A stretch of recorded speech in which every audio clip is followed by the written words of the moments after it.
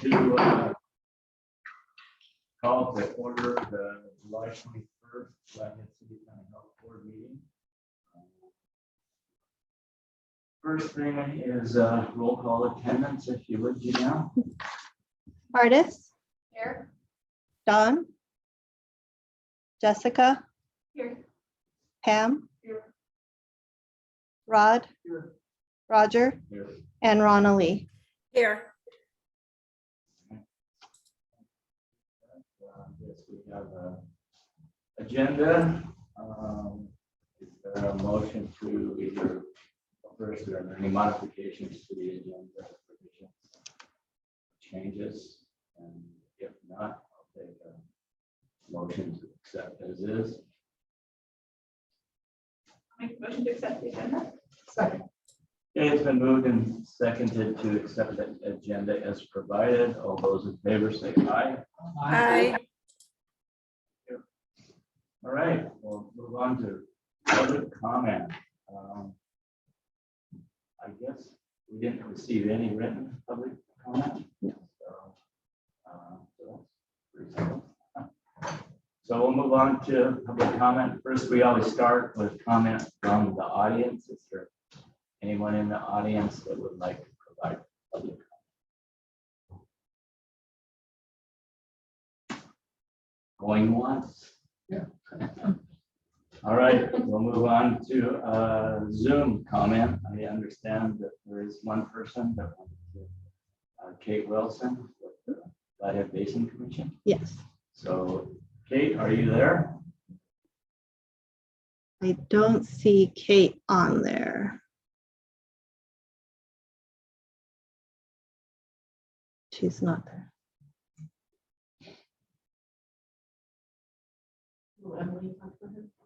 Emily, would you like to speak for Kate today? Can you hear me? Yes, we can hear you now. Okay, so I actually do not think that Kate is going to be attending. I think that was the last meeting she was planning to speak. But I am here representing the Flathead Basin Commission just to listen in, but I don't think she was planning to give a comment for this meeting. Okay. Emily, don't you guys have a meeting tomorrow? On-site septic systems or something? I'm sorry, can you say that again? I couldn't hear you. Don't you have a meeting tomorrow on on-site septic systems? Our on-site wastewater treatment committee meeting is tomorrow. Yeah. So if anybody from the county environmental health department is interested, that's an opportunity to sit in on that meeting.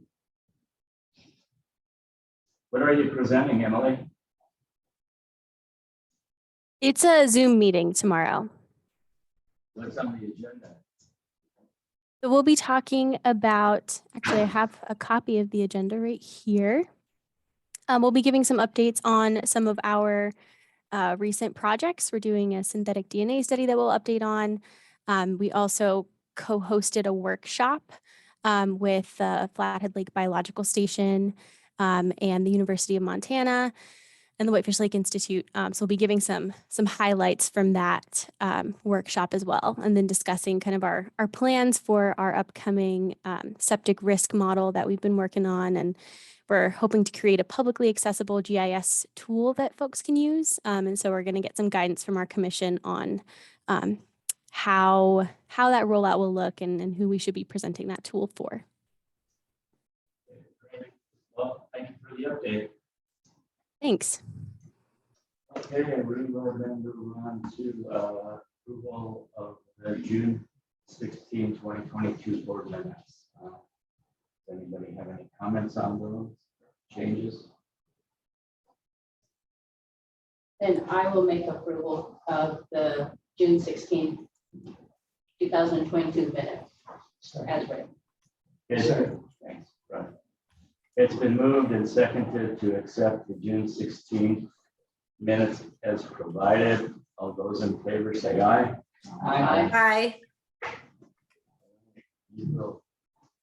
We do not have any action items on the agenda today. So we will move on to department reports. The first one is with the animal shelter.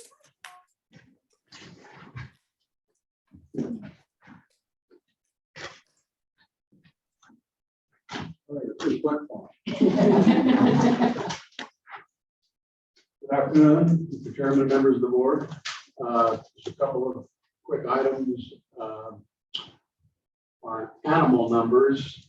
This is the time of year when there's a lot of families moving and tenants are having a harder time finding places to rent with pet allowances. So we've had quite a few owner surrenders of dogs, but through some miracle, probably not brilliant management, we've been able to adopt out about as fast as they're coming in. So we do have quite a few cats in, and we do practice what's known as well, managed admission is one thing where we do try to get people to make appointments to come in, and gives us a lot better chance to serve the public with personal time. And we also follow what's known as capacity for care, and it's based on intake numbers and adoption numbers. And so we do best when we have 14 or 15 cats in there. And interestingly enough, that's when we have our best flow through and length of stay and low euthanasia, that sort of thing. So we do have 15 adult cats in there right now, which is good, but we also have 14 kittens. So we have lots of cats.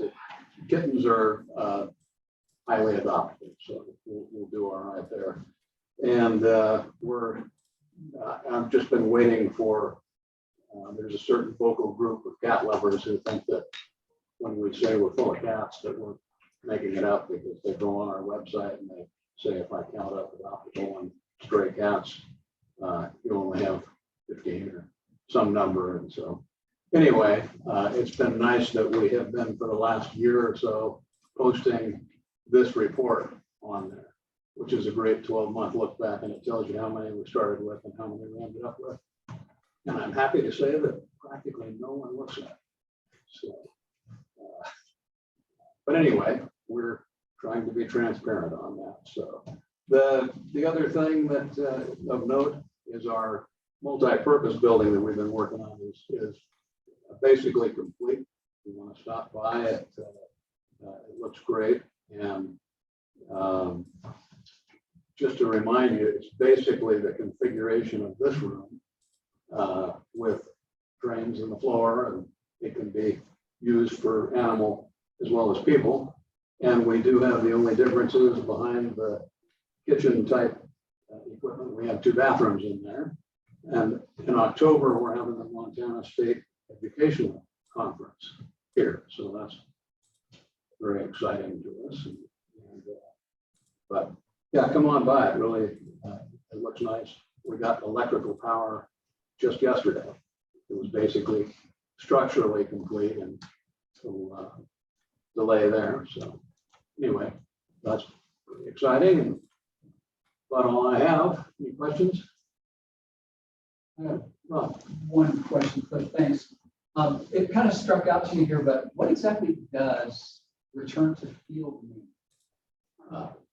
That's a CAT term where we take in by appointment, basically feral cats, outdoor cats, and we, for no charge, spay or neuter them, vaccinate them, and either give them back to the people who had them or turn them out to the barn cat program. So it helps our contribution to keeping the reproductive numbers down somewhat. It just scared me because it was the same number as the number of kittens you had. Yeah, we have a field across the road, but it has nothing to do with. Okay. Yeah. Thank you. So, All right, thanks, Cliff. Glad to hear we're meeting in the same kind of room for the elected account. Yeah. ours is much cooler. All right, we'll move on to community development. So I just have one thing to do a shout out for, and then I'm gonna have my nurses talk about community health today. The one thing I have is I just wanted to let you guys know that Janine Lunn, our WIC supervisor dietitian, is retiring next week. And it would have been 30 years this year. So she has done an amazing job, and we're so sad to see her go, but so happy at the same time. She deserves it. For her. Yes. For her. She deserves it.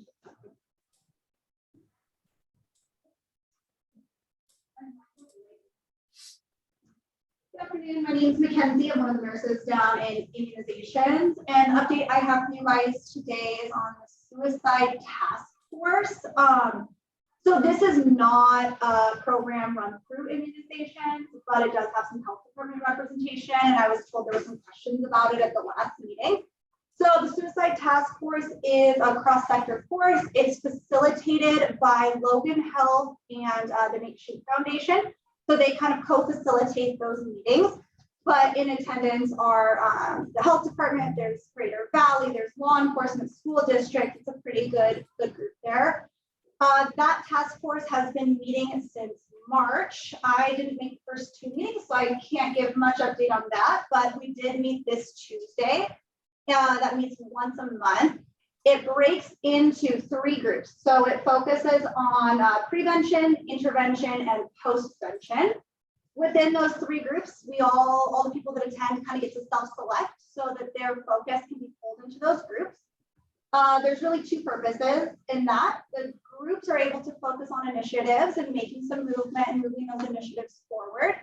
Also, as a greater group, we all meet and everyone's able to update on what their individual organizations are doing. So just trying to reduce that working in silos, have a little more communication. So even projects that aren't necessarily being carried out by the suicide task force, everyone's aware of what's going on. So we're not duplicating.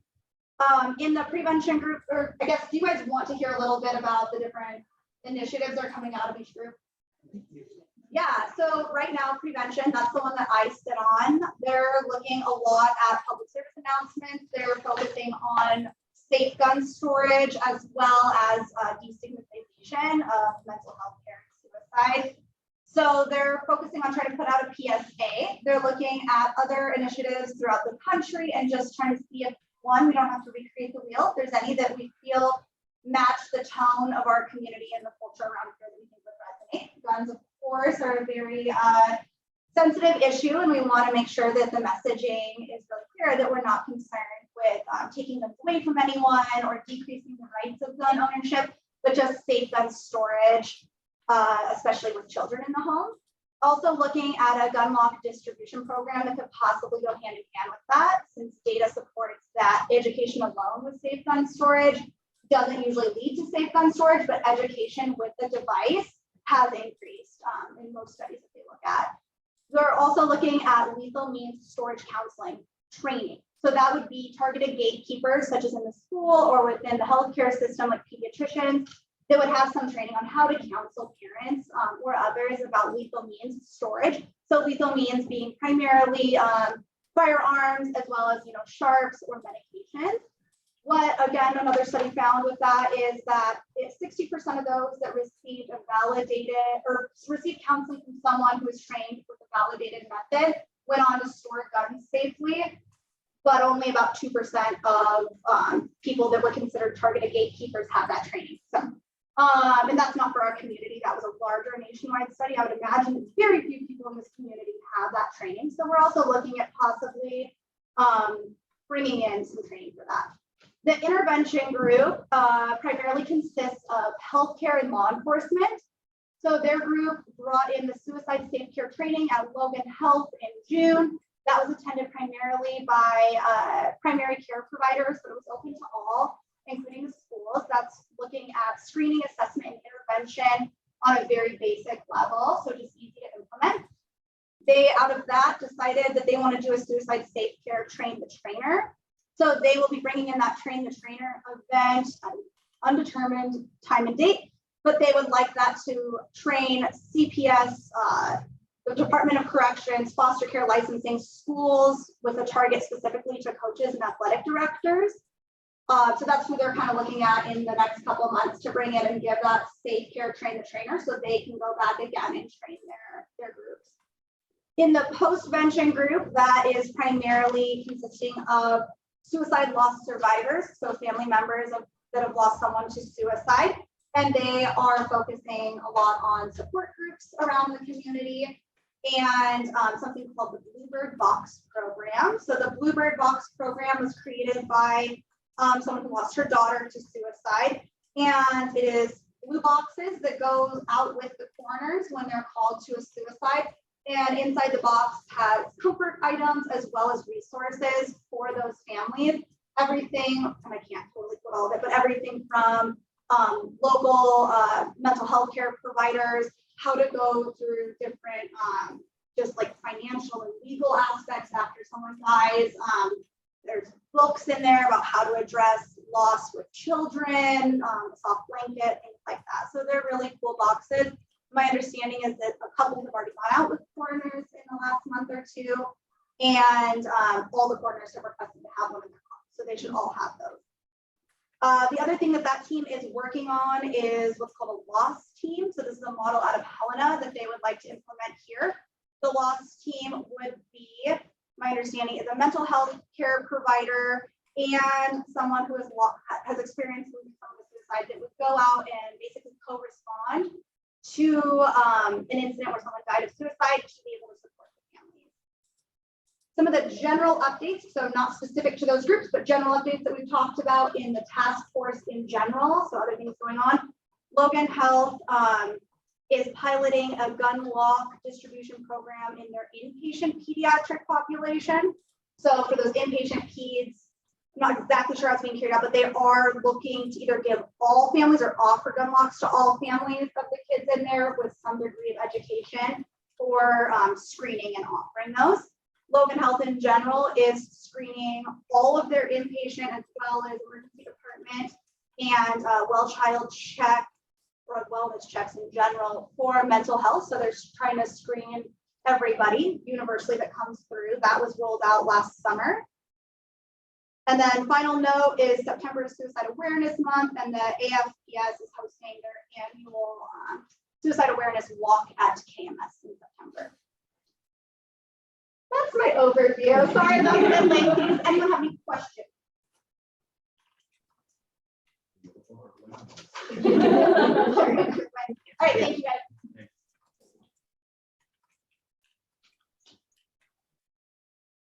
Good afternoon. I'm Jillian. I'm one of the nurses down in Community Health Communication Clinic. I just have Anna Anderson here. I want to introduce her to you all as she is a new nurse here at Blacksburg County Health Department. She's not a new nurse, but she came from Logan Health about a couple weeks ago, and we're excited to have her work in public health. She'll be working within the immunization clinic as well as for the maternal child health grant.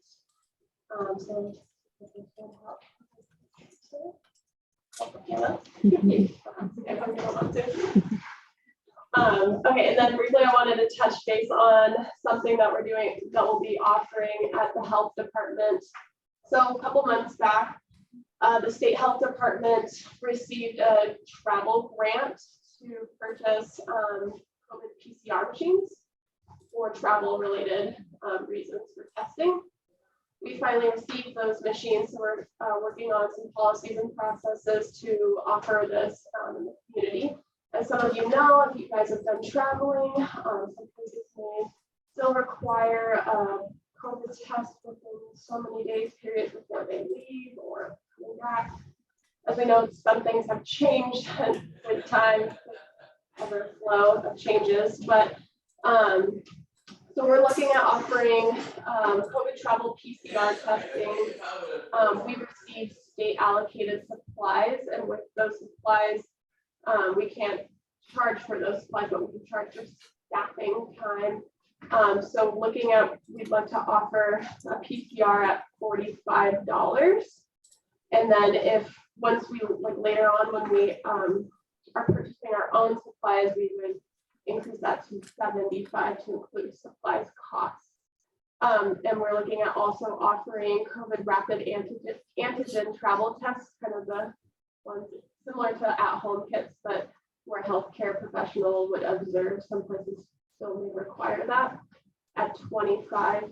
I'm looking at comparing to other places. This is quite affordable, and especially coming from the health department. Logan Health Whitefish Respiratory Screening Services in Whitefish does PCRs appointment-based, $100, rapid, $26, a 40-minute turnaround. As far as I know, still Greater Valley Health Center up on the 3rd floor, you have to have an appointment with a provider. PCR is $175 and the rapid is $50, no guarantee turnaround. Or anyone can go to their primary care provider and they can order one too, but of course, not as much turnaround. Worked out because we actually had a training this morning to kind of like learn how to use these machines. So roughly when a staff is trained to use the machine, it's about at least 10 to 15 minutes till we can have that final result. So turnaround time's a lot faster. We have 2 machines, so we can at least offer a couple, do 2 machines at the same time if we're requiring like a large family. So looking at, we're just kind of figuring out how we're going to implement this into our schedule and then hopefully offer that to our community next month. Even with less demand, but we'll see what the fall looks like as changes. Do you guys have questions on that? Okay. Thank you.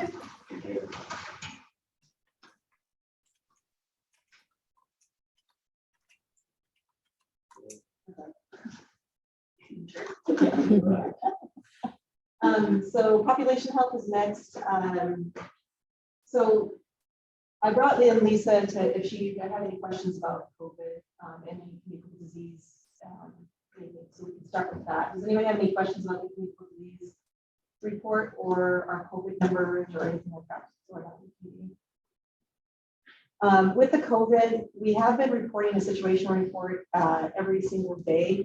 After talking with Lisa and kind of the COVID group, we were looking at maybe transitioning that to weekly. The CDC reports on it weekly.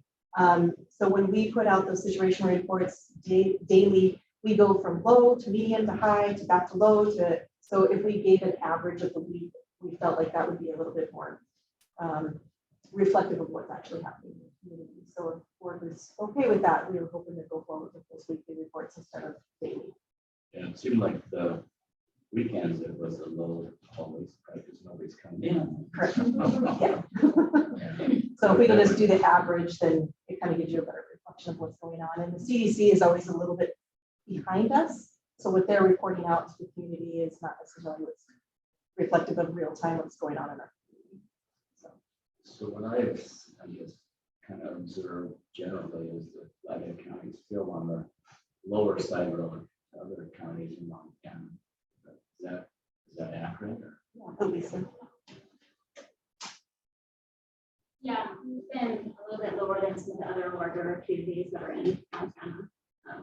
You know, just because of reporting, people going in, some seeking treatment or care. And I think our community is very apt to want to use at-home test kits, and sometimes those aren't reported all the time here. So, but yeah, we want more.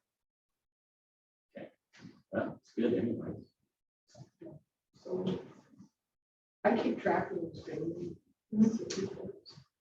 You know, I did do a little thing this morning on hospitalizations, which I'll pass out, which is neither here nor there, just information. Could I still receive the daily? Yeah, I mean, yeah, when we do the weekly, it'll have the hospitalizations daily. Lisa will just do what's been happening every single day. It just won't be coming out daily, but we can definitely give you the hospitalizations and all kinds of things. Just some stats. I looked at hospitalizations and that because our numbers are starting to go up a little bit. But at the end of the day, if you start averaging all this stuff out like you're talking about, it really is not significant. You know, I was surprised when I got into this a little bit. January of 2022, we had huge active cases. And I think Joe at the time was talking about how it was morphing into something else. Now that it's risky. But our hospital numbers were fairly low then compared to other, you know, if you start looking at the other times, and we had like 2,600, there were 625 hospitalizations. In January, we had 6,600 active cases, and we only had 469 in the hospital. So anyway, just some stuff. But if I could still get the daily, that won't skew my stuff. Thank you. Can I ask about the malaria case? I'm assuming that's travel related. Yeah. With all the mosquito bites. Yeah.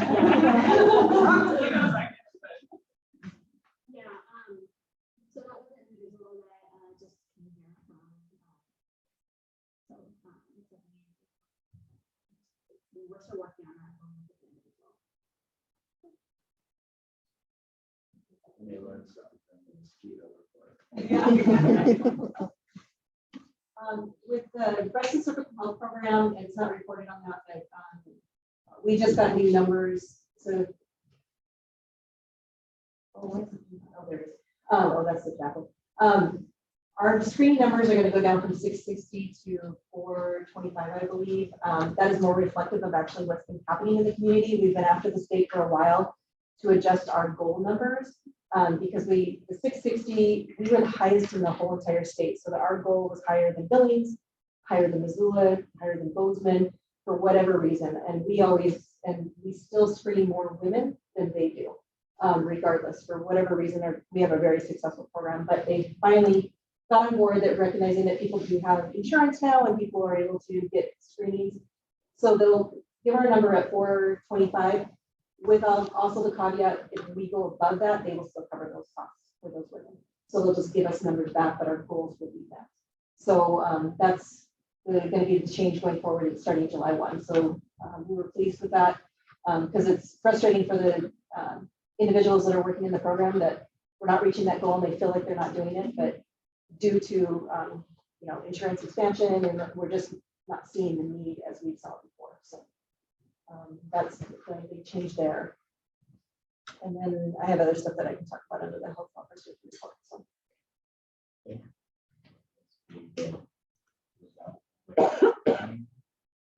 Oh, I'm sorry, Mandy, child. She, so there won't be about that. Okay, well, here we have an interesting mosquito report.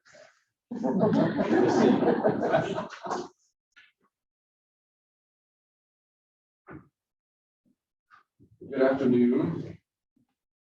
I'm Brock. I took over for Jake Rubo for the lead as a lead technician for the mosquito control program.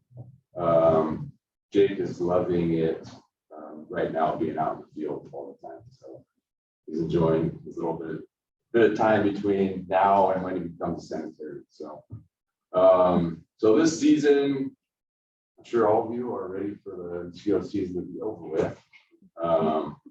It's been just a very demanding season for us. As far as right now, we're starting to see floodwaters go down quite drastically, so that is good for our program. But we're still finding pockets of floodwater mosquitoes, so that's it's late for compared to normal years. So even though the floodwaters have gone down, we still have a lot of water standing out in the farm fields, low-lying spots. A lot of that's due to the pressure underneath is still pretty high, so it's keeping that water up. And so it's making more mosquito habitat, which we also have to check on top of our map site. So that keeps us busy. And now is the time for what we call the beach bum mosquitoes, their arrival. So those are the Culex mosquitoes. They come out, they love the hot water, they love the hot weather. So you find them a lot in the farm fields, low-lying spots that just bake in the sun. So we're finding more and more of those right now, which is typical. We have some sites though that we've never found them before that we're finding now. So we're shifting our attention to the Culex spots right now. As far as Montana, there's no human or equine cases of West Nile so far this year. No positive mosquito pools have come out yet, so that's a good thing as well. Trapping has just kind of started, so we'll probably see a number of those arise here in the future. So between June 15th and July 21st, we've conducted 585 site inspections. and applied 151 larvicide treatments throughout the county, which covers 275, almost 276 acres. The year-to-date is 3,725 inspections, 865 treatments, and over 1,300 acres. So we've been busy, especially with only 3 of us this year.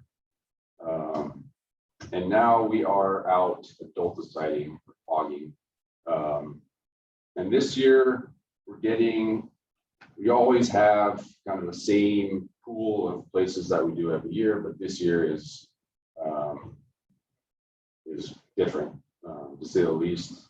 Right now, we're up 300% on our fogging operations. We do roughly about 10 fogging operations a year, and we're over 30 with at least another 15 that I've got on the board so far. So it keeps us very busy. The fogging operations for our budget, the mosquito budget, it's a huge expense. The adulticide is very expensive. Our time and the gas to being out is also expensive. And then again, with 3 people for the program, it makes into long nights for all of us. So we're just trying to get through the season and make a difference for people as much as we can. Right now, we're currently experiencing about 25 to 35 phone calls a day from people around the community, just wanting more input on our program, what we can do for them. Unfortunately, due to some of the regulations we have here, some of them don't like to hear what we have to tell them about what we can and can't treat. So anyways, and then, yeah, all this said, the mosquito program guys are just ready for this season to be over with. So, yeah. Any questions? So to tell on the rocks, that you can go rock, I'm just gonna tell about your, Yeah. the fun thing. Last week we had a incident where one of our drones was shot down. So luckily no one was hurt, and it's an investigation that's going to be FAA. My daughter's an FAA, and it'll be federal, and so they're looking into it, but that drone is out of commission. So Brock and his guys are working hard. It's just going to take them maybe a little bit longer to get into some of those flood areas that they were able to get into more easily with the drone. So. Yeah, so that was quite a deal, and because you have to have a license, it's, been regulated through the FAA, so that there'll be quite an investigation along the sheriff's departments also. The sheriff was So investigating, and the federal will be involved. it's really something we're not going to take too lightly. But this will just stay abreast of it, keep everybody posted as things progress. But the FAA's motive for not doing anything very fast also. So it might be a while before there's any public release of the investigation. So, Could there be a public release of the information just regarding the fact that you guys are using drones to help control the mosquito population, so people maybe are a little bit more? So we discussed that in our meeting with Jen and Brock and Jake for the next season, because we're not going to be using any drones right now. For next season, we're going to do PSAs to kind of get it out there beforehand as we go into mosquito season, and just letting them know why they're doing it. They may see them out there. We are not surveying anybody. We're just doing the treatments, and they have to put in a flight plan. I mean, the things that they do, they have to get permissions from people. They do a lot to try to make it right. So Malia's aware of it, and we plan on pushing that information out prior to the next season.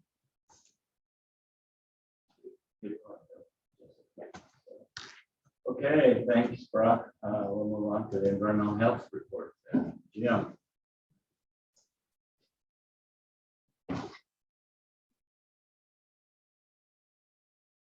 Good afternoon, I'm Jim Wardensky, and I think you have a report there, a couple of of the things that I'd like to highlight. As you probably know, under the big sky for this past weekend, we were pleasantly surprised with the outcome from a food safety and wastewater safety standpoint. I went out there with our folks on Monday just to kind of view the aftermath from a septic standpoint, and way better than last year. And I attribute that largely to the efforts of our folks in environmental health, communicating with the event planners and everybody else that was involved to try and set forth some standards and guidelines to ensure that we didn't have some of the things that happened last year. The frac tank that they used seemed to handle most of the septage that was there. We actually had a discussion yesterday with one of the primary septic pumpers that was dealing with that stuff, and said maybe next year even we could, depending on the overall volume of wastewater that he's going to report back to us on, that we may be able to utilize those frac tanks for the gray water, so that way they can pump the porta potties more frequently, and then that would allow for the event not to have more porta potties, because some of them were pretty close to capacity when we checked them on Monday. So the scores as far as the food vendors went, I think we're up this year from last year, and so that was nice to see. They did have one tattoo inspection that they had out there as well, and it sounded like that went fine. So thanks again to our folks that kind of walked the event planner through that whole process, and we have some additional ideas going forward for next year that will even help make it better. So from a staffing standpoint, we were able within the last 2 weeks to add an additional person, not an additional person, but replace a person that had left in her front office position, which you may or may not know is like the hub of environmental health, and everything kind of transpires from there. So we had been staffing that with temporary staff, and it's a position that you have to be very knowledgeable of some technical stuff. So to have that continuity of a permanent person there going forward should help the efficiency within the office. And then as Brock said, with him taking over as the lead, Jake transitioning, he hasn't yet because the mosquito season is still going on. But when he transitions as sanitary training, that left a vacancy within the mosquito control program. And as of today, one of our seasonal folks, Dave, was hired on full-time to replace that vacancy. So it's nice to see some of those spots being filled finally. As you know, I'm new to that office, and it is unbelievably busy. It's just every day is just constant. The level of complaints that come in, whether it's from vacation rental properties, which, when we talk about that specific topic, as I've tried to field some of these complaints, it's not only just the licensing and inspections of those, but then it goes out, spider webs out into the septic aspect of it, dust control, and air quality monitoring. So there's a whole host of things, and the numbers of those vacation rentals have, just increased unbelievably. So, this time of the year is busy for many of the sanitarians because there are seasonal things that are occurring. Not only under the big sky, but the fair is coming up, and we're offering education to the folks at the fair regarding safe serve for food and things of that nature. We're going to be putting training on here next week. We're striving for that. The same sanitarians are providing a training, one-day training up at FECC for safe serve for the local food and beverage folks to make sure that they're aware and trained and certified to do that. So Rebecca Farms, I think, is happening this week. So, you know, there's a number of those things. The farmers markets, you know, they all get inspected. The food truck stuff, that all gets inspected. Campgrounds and you know, so there's a lot of stuff going on. And of course, this time of year, it's prime building time. So the septic stuff is going full bore as well. So I don't know if you have any questions. I have one question, Jim. Sure. So month of June, it says permits issued. 0.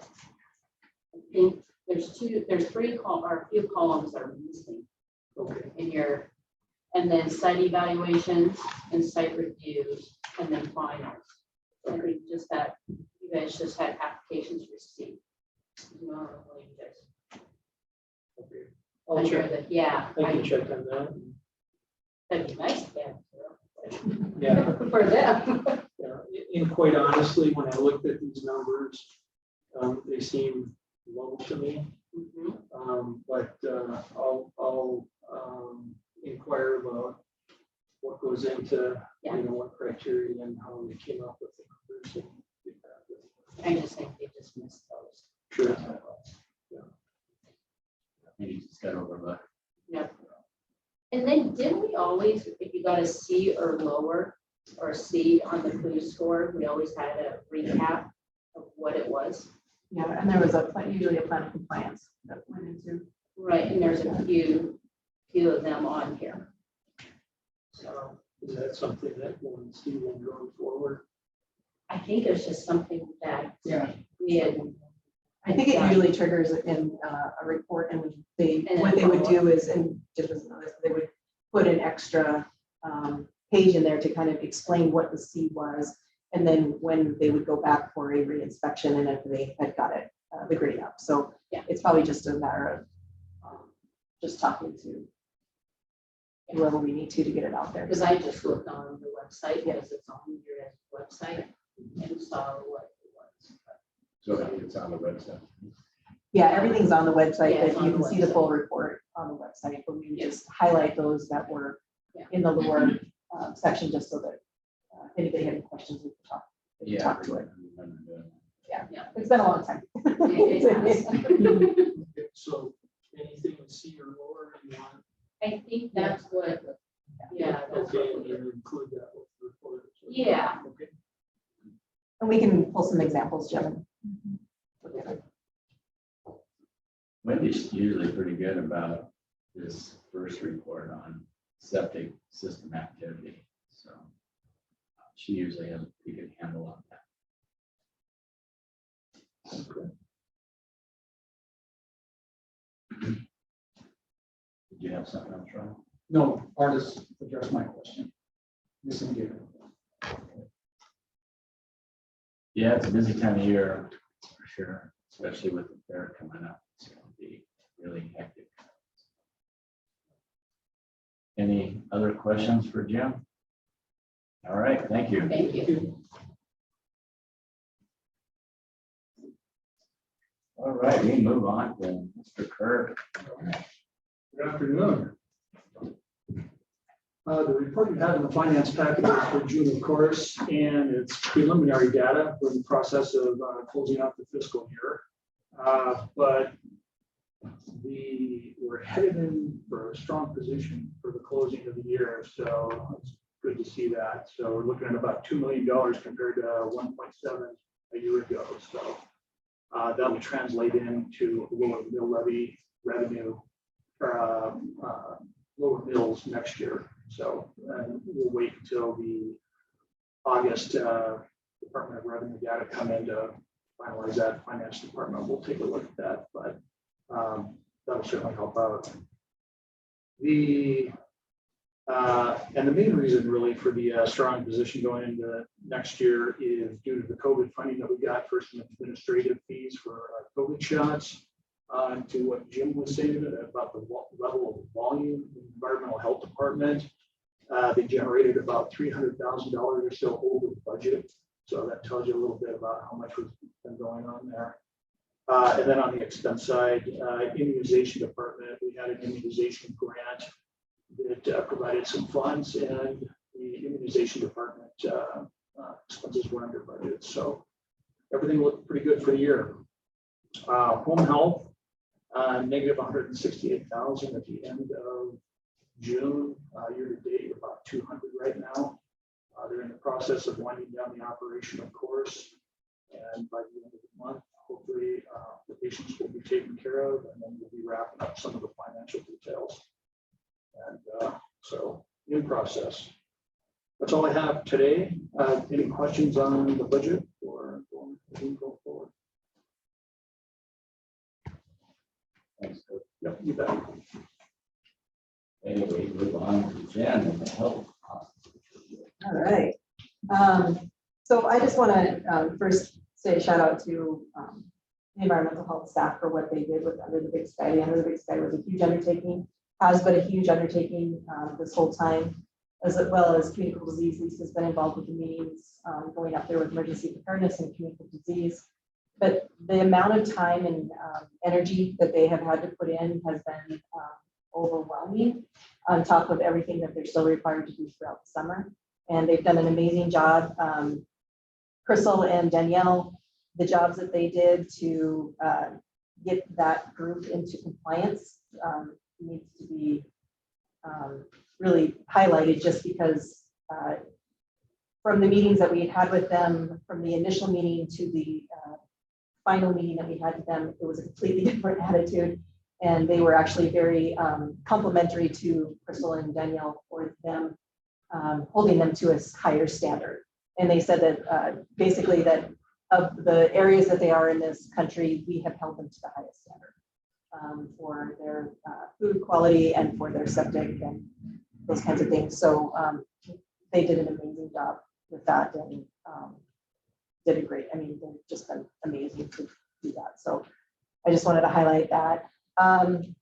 So lots have been going on. We had a ton of hail damage to our cars, as many people. So Mako is going to be doing assessments of our cars, but I don't think we had a single vehicle that didn't have damage to it. So some of them may be totaled out, may not repair them. The other ones are, will be fixed. Wendy Olson's working very hard with that, of trying to get those taken care of and at least get the windshields fixed so that people can drive on safely. And we'll worry about the dimples and everything else throughout that. We are going to be going through a website redesign. So the county is moving over their website to a new website. I'm not techie. The thingy. So what Malia is doing is, so our website has always been for many years has been with, what is it? It's with, it's been with a different site. So what we're doing is we're moving it over to the county site, but we're still going to be able to have control over it. Malia is moving everything over. We're working with each one of the departments to make sure that nothing is lost. The most complicated one is going to be environmental health, because they have so many forms on there. But hopefully we will stop having glitches, because what the site that we're on right now is not WordPress. The site that we're on right now is breaking almost daily, and Malia is working with Matt almost daily to try to fix things. So hopefully with this website redesign, Matt had indicated yesterday at the management meeting that he hopes in August that they will have it all moved over, and Malia is doing all the behind the scene things, making sure that it moves over seamlessly for us. So that's a big thing that's going to be going through. Accreditation. So accreditation, we thought we were going to have about a year when we submitted the accreditation, and a surprise, we got it back on July 5th. So we have 45 days to respond to what they would like us to change in the accreditation. So they have 14 changes for us out of 90, so that is actually excellent. And they're just slight changes, different wording that we maybe need to use, some different examples that we need to use, but Lee is on it and she's making sure we're all on it. So we are working on that. The other thing is that we were working with that co-responder program. So hopefully, I'm hopeful that we'll have a contract signed by next week to hopefully move it over to a different group to maybe have some oversight. So that is our hope. We're working with our groups, and I'm just we're moving over to our groups, and hopefully we'll have that contract signed and ready to go next week with our hope. So we don't lose anything within our co-responder program. Pam could probably talk to this more, but we're getting lights around the courthouse. The DOT is going to be coming in and putting in some lights or some things to make it safer to. And we've been working with the safety committee for years to try to get that done. And DOT is going to help fund it. The pedestrian lights, be able to allow people to go over there. And the Under the Big Sky, we had an AAR today with the Under the Big Sky for the locals, and it sounds like across the board it was better this year. The traffic lights were better, obviously the septic and the food were better. Law enforcement thing was better. The only thing that wasn't was the internet and people having self-service. So the problem with that is that what they had indicated is that it's not an easy fix because we have a limited amount in the valley. And because we have a limited amount, even if you brought in a cow, which is something that allows you to have more services, it still can't be done because of the limited amount of lines that we have coming into the valley, and they would need to be upgraded through AT&T and Verizon. So it's a bigger problem than what we as county level can do. I think that's it. Any questions?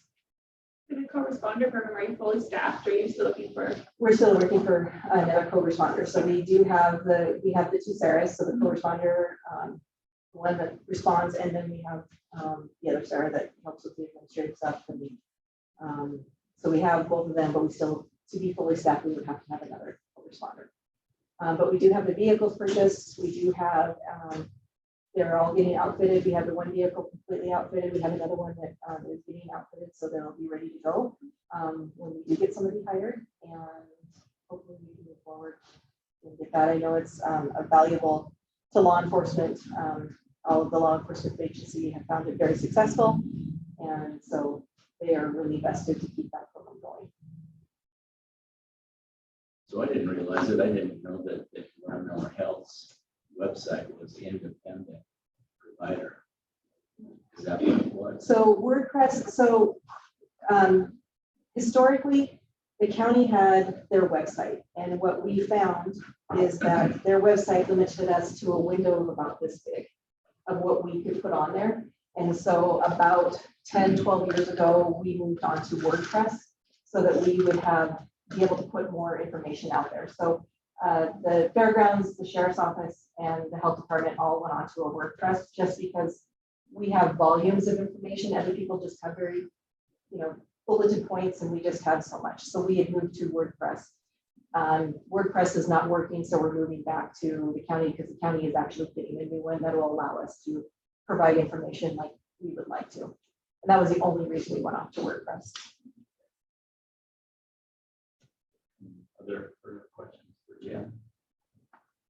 All right, well, thank you. So with that, we'll move on to committee reports.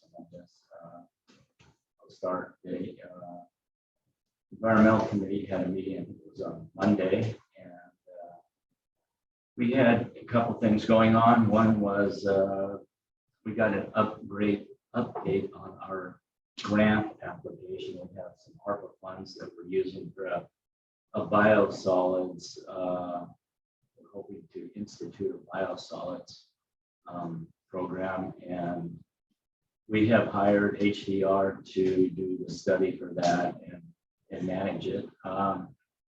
So we are moving ahead. Sounds like Lakeside, the community of Lakeside, or Lakeside Water and Sewer District is very interested in cooperative, and they have land available, and that's a big component of it. We're also trying to work with Big Fork Water and Sewer District because they're right down in that immediate area too, and it's a matter of piping and proximity. And so both of those entities are interested in participating. We're still trying to get Big Fork to realize more what it's all about. They haven't fully committed yet to it or signed on. One of the big items is land, and we do have land, a budget in a line item in our budget for the purchase of property. And so we're looking at that as a possibility moving ahead also for moving ahead. So I think next time maybe we'll have a representative from HDR come to the board meeting and just provide an overall update for the board so we can kind of see what's going on. And they're in the process of developing some schematics and site layouts, and it'd be timely to do that. So the other thing was we had a variance, but there was a last minute glitch with that variance. And so we needed to postpone that. And I'm not sure if it'll be ready for the next board meeting, but the next board, there is not going to be a August board meeting. We typically didn't have a board meeting in August, but we did the past 2 years because of COVID concerns and there was all this ongoing activity. So we're the fair's in August, and so we always kind of take a pause then. And if we can have the variances, if they do get ready and they come forward, would it be possible for us to have a Zoom meeting, just a quick Zoom meeting, just to hear the variances, so we don't have to put those people off. right? And that's where I was going. If these variances are ready, we can simply have a Zoom meeting to accommodate that. So anyway, that's kind of an update on the environmental subcommittee meeting. Yes, the behavioral health met also, and so Yeah, I met on Monday as well. Had a Zoom meeting with Pete, Ronnie, and myself, as well as Keelani and Jeremy were able to attend, which was great. I think kind of spurred the McKinsey update, so thank you. That was very informative. I really appreciated that. Just kind of talked about where we are. Ronnie gave a brief update on she's part of the community that cares. So she went, they're hiring a couple positions, but those hirings are going through Western, and so we're not sure kind of what the status of those positions that are available. And then talked to Jeremy a little bit about attending the Flathead Behavioral Health Collaborative meeting on the end, like last Thursdays of every month, just to make sure that we can have an idea about what's going on and the way that the committee can better assist and support the great work that the health department is doing, as well as the work that the community is doing. So. Any comments from staff on that? Additions? All right, thanks, Jess. So with that, I guess, as I mentioned, there will be no August board meeting.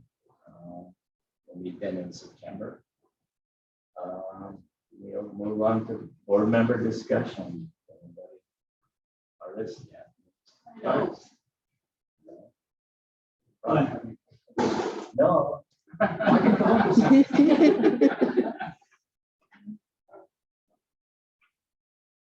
Thank you, guys. I just want to thank you to the health department. You guys did a lot. Thank you, mosquito people. Really, thank you. I thought we had some great department reports today. That was real informative, so I appreciate that. With that, I guess we will. All is good with Ronald. Thanks for checking in with me.